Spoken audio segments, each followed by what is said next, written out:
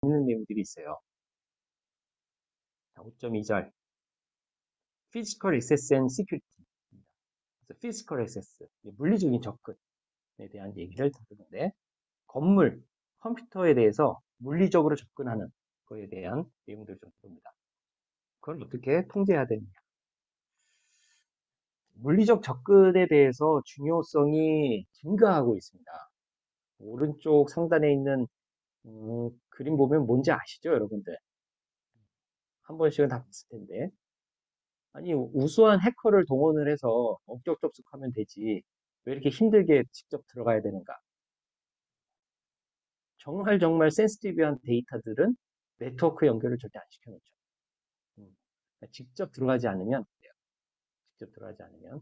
그래서 수많은 물리적인 장애물들을 극복을 해서 이렇게 침투를 해야만 아주 센시티브한 그런 데이터, 정보들을 빼갈 수가 있는 것이죠.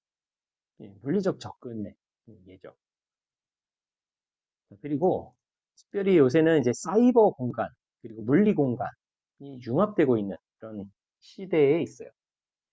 사이버 공간은 네트워크를 통해서 이제 원격으로 들어갈 수 있지만, 물리 공간은 직접 이제 들어가야 되는 것이죠. 요새 이런 거를 합쳐서 CPS라는 표현도 써요. Cyber Physical System. Cyber Physical System.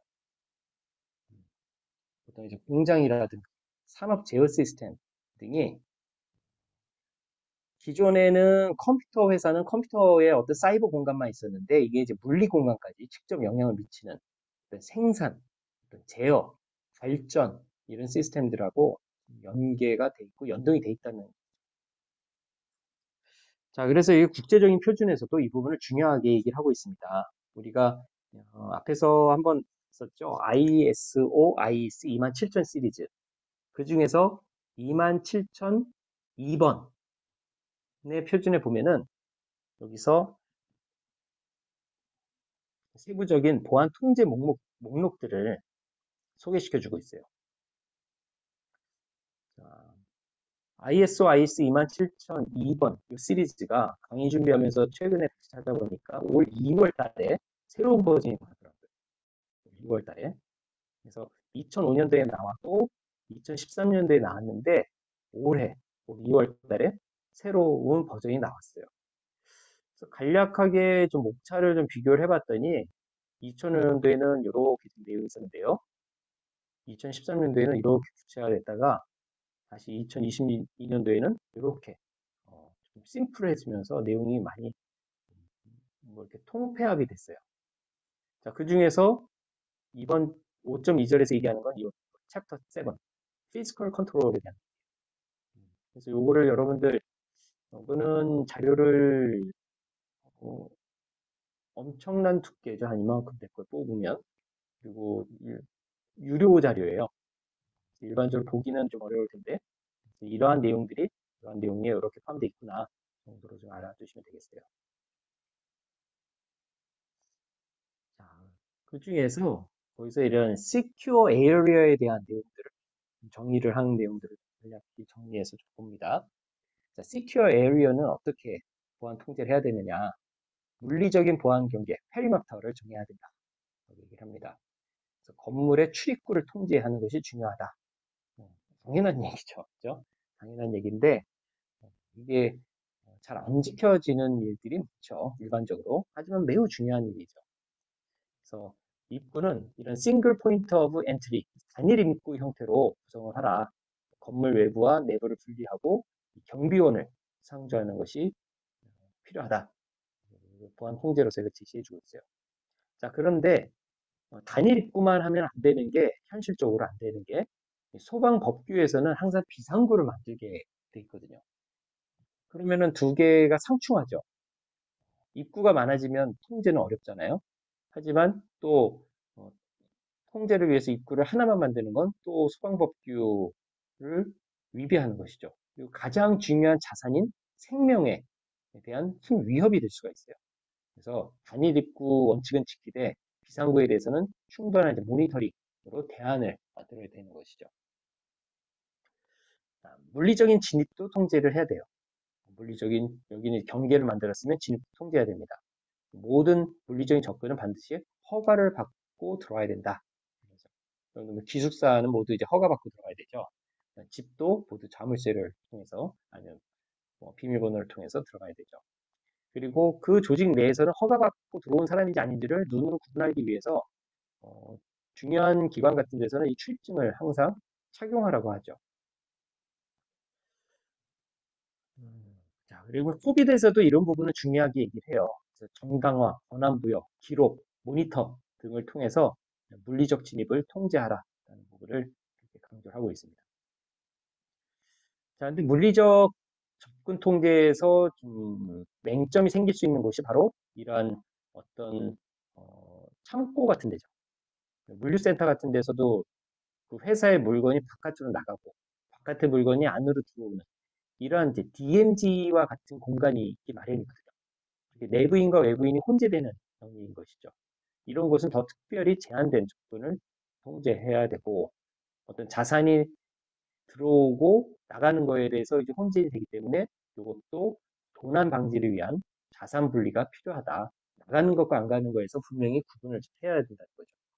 영화 같은 데 보면은 감옥에서 탈옥할 때 이런 공간을 잘 활용을 하죠. 그렇죠? 사무실과 객실, 시설에 대한 보안들도 잘 구분을 해야 되는데 중요한 지역, 즉 민감 지역에 대해서는 별도의 통제 메커니즘을 해라. 잠금 장치를 다른 데보다 좀 더 다르게 이중 접근 상태를 한다든가 눈에 띄지 않도록 좀 외진 곳에 설치한다든가 이런 게 있어요. 그리고 어떤 사람의 인위적인 것뿐만 아니고 외부와 환경적인 위협으로부터의 보호도 물리보안에 포함이 됩니다. 인간 이외의 이런 위협 요인들에 대해서도 특별히 어떤 백업을 했을 때는 물리적으로 분리된 곳에 해야만 외부 환경 위협으로부터 대응을 할 수가 있게 됩니다. 보안구역에서의 업무 규칙, 그 내부에서도 규칙이 있는데 항상 감독자를 붙이도록 돼 있어요. 감독자. 그래서 경비원의 동행하에, 업무 책임자의 동행하에 움직이게 있죠. 그리고 비인가 매체의 분입 통제. 이번 여름방학 때 인턴십을 하게 되면 방산업체에 가게 되면 이걸 다 여러분들이 직접 경험하게 되실 거예요. 그다음에 사이팅이라고 하는데요. 사이팅. 부지를 선정하는 거. 어떤 정보 시스템이나 어떤 건물을 지을 때 이런 부지 선정을 할 때도 이런 사이팅에 대한 보안 지침이 명시돼 있어요. 그리고 이제 지원 시설이라고 하는데 이 지원 시설이라는 것은 정보 시스템, 그러니까 컴퓨터 설비를 잘 운영하기 위해서 필요한 시설들에 대한 요건을 얘기하는 것이거든요.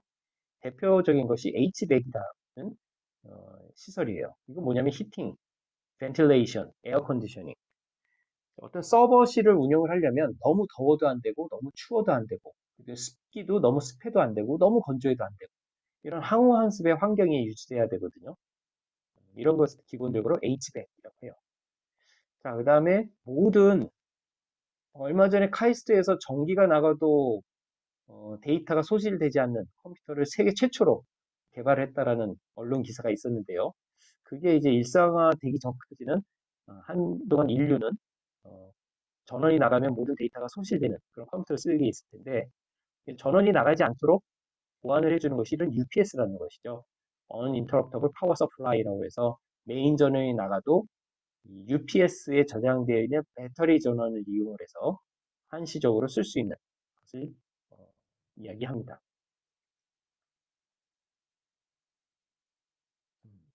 그다음에 이제 장비에 대한 보안도 있어요. 장비 보안. 그 부분은 이제 어떤 보안 시설에 대한 영역에 대한 거였다면 장비에 대한 보안도 있어요. 장비. 장비는 뭐냐? 일단 케이블 보안. 유선으로 간다고 해서 감청이나 도청이 안 되는 건 아니죠. 심지어 인위적으로 자를 수도 있어요. 자를 수도 있어요. 이거는 아주 역사적으로 오래된 방해 공격이죠. 보스 공격이죠. 보스 공격. 서비스 거부 공격의 예가 케이블 단선이에요. 자, 이런 것들을 예방하기 위해서는 중요한 통신 케이블 같은 경우는 땅에다가 묶거나 아니면은 강관, 어떤지 관을 이용을 해서 쉽게 끊어지지 않도록 해야 됩니다. 그리고 오프 사이트 외부 부지 보안. 그러니까 어떤 이제 메인 본점이 있으면 지점들이 있잖아요. 외곽에 있는 별도의 건물. 이런 것들에 대해서 장비들이 반출되고 들어오고 하는 것에 대한 보안 통제들을 잘 해야 된다는 것입니다. 그러니까 어떤 본점에 있는, 본사에 있는 자료를 어떤 지점으로 보낼 때 어떤 외부적으로 경계를 통해서 나가잖아요. 이럴 때 허브된 인원들이 장비를 갖고 나가게 해야 되는 것이고, 또 그 장비가 도난될 때를 대비해서 민간 정비원들은 암호화를 시키거나 세니타이제이션, 위생 처리들을 해야 된다는 것이에요. 그리고 그런 과정들에 대해서 뭐 기록을 해야 되고 점검을 해야 되고, 특히 이제 불시 점검 같은 걸 해야 돼요. 불시 점검. 잘 하고 있는지. 자, 그 다음에 또 강조하고 있는 게 요겁니다. 요거는 여러분들 가정에서도 중요한 건데요. 장비의 폐기와 재사용의 보안. 휴대폰 안 쓴다고 해서 그냥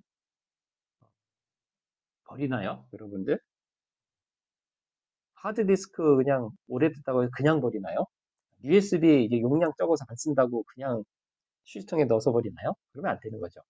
장비의 폐기도 아주 아주 중요한 어, 음, 단계예요. 그리고 이제 재사용할 경우에도 어, 그냥 주면 안 되죠. 그래서 이제 형이 이제 대학생이 됐으니까 그동안 썼던 이 용량 적은 USB를 동생한테 그냥 줘요. 어, 그러면 이제 거기에 있었던 여러 가지 민감 요소가 드러나는 일이 있을 수도 있어요. 뭐 그렇게 뭐 민감한 게 뭐가 있을까만은 그죠? 자, 데이터라는 것은 그냥 포맷한다고 해서 사라지진 않아요. 전자기적인 특성이 있기 때문에 완전 삭제를 하기 위해서는 별도의 절차가 좀 필요합니다. 자, 그래서 이런 것은 데이터 디스트럭션의 내용이라고 하는데요. 잔존 데이터 처리를 잘 해줘야 돼요. 데이터 리머넌스. 그러니까 우리가 윈도우즈에서 파일을 삭제해가지고 휴지통에 넣고 휴지통을 비우기를 해도 컴퓨터에는 물리적으로 남아있어요. 그래서 이런 것이 나중에 복구가 될 수가 있는 것이거든요. 심지어 포맷을 해도 복구가 가능한 것으로 알려져 있죠. 자, 그럼 하드디스크에 대한 이런 데이터 리머넌스, 안전 데이터에 대한 대책은 뭐냐? 파괴가, 파괴. 파괴도 여러 가지 방법이 있어요. 물리적인 파괴뿐만이 아니고, 망치로 이렇게 다 부수긴 어려우니까 뭐 구멍을 여러 군데 낸다든가, 뭐 이런 것도 대표적인 파괴이긴 하죠. 근데 이거는 힘이 들잖아요. 힘이 드니까 좀 더 스마트한 방법으로 덮어쓰기를 해줘, 덮어쓰기. 인위적으로. 덮어쓰기를 내가 인위적으로 하는 게 아니라 자동화된 프로그램을 통해서 덮어쓰기를 해줘요. 자, 덮어쓰기는 언제가 좋을까요? 재사용할 때 좋겠죠. 재사용할 때. 물리적인 파괴는 다시 재사용이 안 되잖아요. 자성 제거. 자, 디가우징이라고 해요. 디가우징. 일반 집에서는 하기는 어렵죠. 전자레인지는 아니에요. 전자레인지에다 하드디스크 넣으면 큰일 납니다. 디가우저는 그냥 자성을 없애버리는 거예요. 그래서 하드디스크의 자성을 없애면은 재사용이 될까요? 그냥 자성이 없어지면 재사용이 안 돼요. 자, 그러면 디가우저는 그 전문 기계가 필요하겠죠. 그리고 재활용을 안 한다는 상황에서 전제를 하는 거예요. 그 다음에 또 할 수 있는 방법이 암호화가 있습니다. 하드디스크를 전체를 암호화를 시켜버리고 암호키는 나도 기억을 안 해버리는 거죠. 얘는 이제 재사용은 가능하죠. 다시 포맷해서 쓰면 되니까. 단 거기에 있는 전존 데이터들이 모두 암호화가 돼버리기 때문에 이거는 뭐 복구하더라도 내용을 알 수가 없는 것이죠. 파괴는 이렇게 한 크게 네 가지 기법들이 있는데 일부는 재활용을 할 수 있고 일부는 재활용이 안 되는 방법들입니다. 그 외에도 이제 퍼징, 위생 처리라는 거 있는데 요거는 이제 일부 중요한 데이터들, 센시티브한 데이터들을 제거하는 그리고 익명화 처리하는 것을 퍼징, 위생 처리라고 해요. 자, 근데 요새 하드디스크를 잘 안 쓰죠. 특히 이제 노트북은 하드디스크가 아니죠. 그렇죠? SDD를 쓰는데 SDD는 요 앞에 나와 있는 파괴 중에서 덮어쓰기하고 자성 제거가 안 돼요. SSD는 하드디스크하고 원리가 다르기 때문에 덮어쓰기를 해도 SDD는 데이터 복구가 됩니다. 그래서 SDD에 대한 잔존 데이터 대책은 물리적인 파괴가 제일 좋아요. 물리적인 파괴. 얇잖아요. 그래서 그냥 파괴하는 것도 쉬워요. 그리고 아니면 그 SDD를 제작한 회사에서 제공하는 위생 처리 프로그램을 이용해야 돼요. 전문 프로그램을.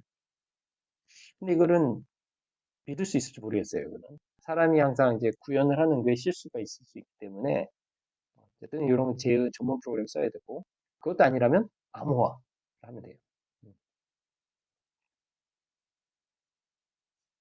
자, 셉티드라는 개념이 있어요. 셉티드는 물리 시설 보안에 있어서 주목받고 있는 개념이에요. 셉티드는 Crime Protection Through Environmental Design. 그래서 이 표현에서 보면 알겠지만 환경을 이용을 해서 환경 설계를 이용해서 크라임으로부터 보호한다라는 의미예요. 되게 좋은 의미예요. 아주 좋은 의미입니다. 셉티드는. 자, 셉티드의 3대 기본 원리가 있어요. 자연스러운 감시, 자연스러운 접근 통제, 자연스러운 영역 인식 강화가 있습니다. 자연스러운 감시는 CCTV나 보안 요원 유니폼을 깔끔하게 입은 젠틀한 그런 모습의 보안 요원들이 이런 걸 하면 사람들한테 위압감을 주지 않죠. 자연스럽지만 그분의 그 매의 눈으로 모든 사람들을 감시하고 있는 것이죠. CCTV는 사람들한테 불편함을 주지 않지만 또 아주 자연스럽게 감시할 수가 있어요. 그 밖에도 유리로 벽면을 다 처리한다든가 조경을 좀 낮게 좀 이뻐 보이지만 조경을 통해서 경계를 만드는 거예요. 이런 거 다 의식적으로 의도적으로 하는 것이죠. 자연스러운 감시를 위해서. 자연스러운 접근 통제로서 조명, 울타리, 보도, 조경 등을 통해서 할 수 있어요. 그래서 어떤 회사 가면은 조명이 입구로 가는 길 쪽으로만 안내가 돼 있죠. 사람들이 자연스럽게 여기 따라가도록. 거기가 아닌 길로 오게 되면 그거는 이제 악의적인 사람인 것이죠. 자연스러운 영역 인식. 보통 대학 앞에서도 그냥 크게 이제 대학가 앞이라는 어떤 표현을 하는 거고, 어떤 회사들도 가면, 대기업 회사들 가면요. 이미 그 정문 앞부분부터 뭔가 달라요. 그래서 그쪽에 있으면, 아, 나는 이 회사 사람이구나. 라는 그런 인식을 자연스럽게 풍겨낼 수 있도록 그 영역을 자연스럽게 하면서 다른 사람들하고는 뭔가 차별감이 좀 생기도록 해주는 그런 것들을 시설이나 적용에 신경 써서 반영을 합니다. 자, 그리고 다른 이제 물리적인 보안 이슈들이 있는데, 테러, 테러. 그것도 이제 공항이나 이런 데서 아주 철저하게 지금 하고 있고요. 피기배킹. 기숙사 들어가는데 다른 고등학교 친구를 같이 데리고 들어갈 때 어떻게 해요? 문 열렸을 때 같이 딸려 들어가잖아요. 그건 이제 불법인데 그런 걸 못하기 위해서 이제 테일 게이팅을 막기 위해서 이걸 아주 한 사람씩만 들어가게 한다든가 아니면 이렇게 회전문 형태로 하죠. 자, 그 외에도 이제 모니터링 이퀴먼트라고 해서 지금 나온 것은 이제 CCTV나 어떤 센서들, 또뭐 자외선, 적외선 탐지, 감시 이런 것들 이용해서 하는 것들도 있고 쓰레기통 뒤지기 이런 것도 물리적인 보안에서 중요한 이슈 중에 하나예요. 쓰레기장도 그 회사에서 통제할 수 있는 영역에다가 놔야지 그렇지 않으면 외부 사람들이 모두 접근할 수가 있는 것이죠. 그다음에 컴퓨터에 대한 보안 통제도 있는데 여러분들 노트북이나 스마트폰, USB 모두 도난을 당하게 되면은 어떤 일이 일어나게 될까요? 도난을 안 당하는 게 제일 중요하겠지만 일단 로그인 암호가 있어야 되겠고요. 스마트폰에 암호를 안 거는 사람들도 있더라고요. 어, 그런 사람 참 놀라운데 컴퓨터도 로그인 암호 마찬가지 해줘야 돼요. 만약에 잃어버렸을 때 그리고 어쩔 수 없이 잃어버렸다 하더라도 그 하드디스크나 SDD에 있는 내용들을 암호화 시켜놓음으로써 피해를 줄일 수 있겠죠. 음. 자, 이런 것도 이제 물리적인 보안도 해당되는 중요한 내용이 되겠습니다. 자, ISO IEC 27000 시리즈의 내용을 교과서에서 아주 간략하게 요약을 해놓은 내용이에요.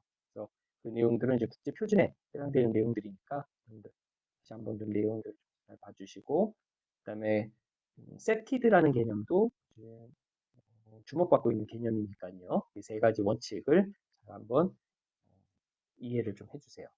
그리고 일상에서 좀 조심해야 될 게 피기백킹과 덤스 다이빙, 그리고 노트북이나 스마트폰에 대한 분실 대책 등도 이제 물리적인 보안의 중요한 이슈가 되겠습니다.